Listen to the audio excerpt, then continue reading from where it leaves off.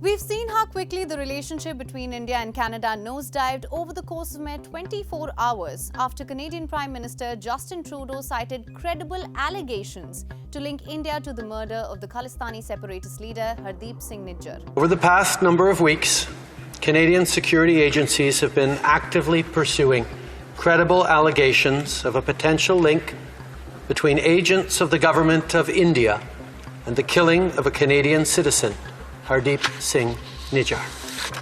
Grave as these allegations were, we've heard of credible evidence. Pray tell, what are credible allegations presented sans evidence?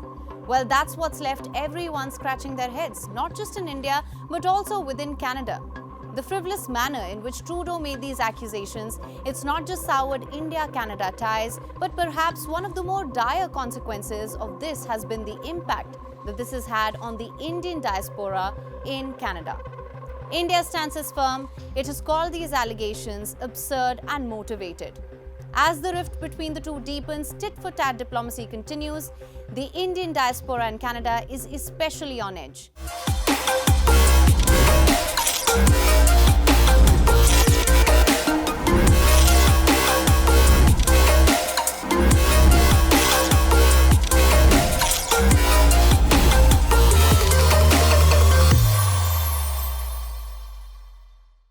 Every year, thousands of Indian students make the journey to Canada for higher education. They're an active part of their workforce. As per the Canadian Bureau of International Education, Indian students comprise approximately 40% of the entire population of international students in Canada. The escalation of the diplomatic row, it's left persons of Indian origin, especially those from Punjab, who account for around 70% of the total Indian origin population in Canada, worried. As India suspended visa services in Canada amid souring relations. All this over accusations for which Justin Trudeau is yet to present any evidence.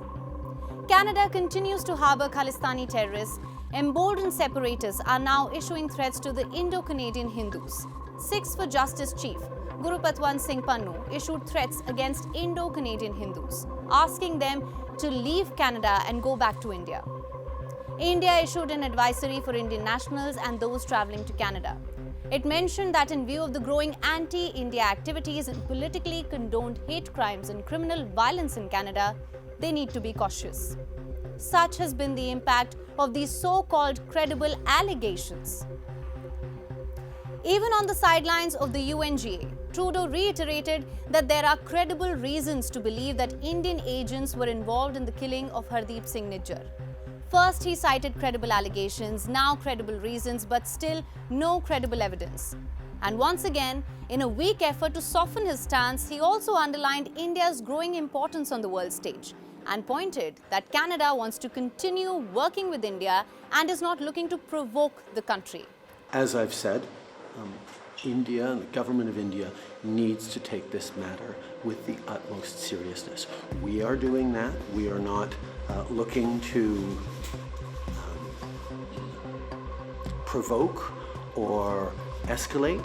We are simply laying out the facts as we understand them, and we want to work with the government of India to lay everything clear and to ensure that there is proper process. Trudeau's dependence on NDP supporters to keep the government afloat, it's brought to fore Trudeau's desperation. And somewhere in all of this, perhaps Trudeau thought that he could just flip-flop on an issue this grave. This, of course, has led to questions. Are these allegations a mere ploy to garner political mileage? While Trudeau indulges in vote bank politics, the Indian diaspora is left uncertain, worried, and on edge.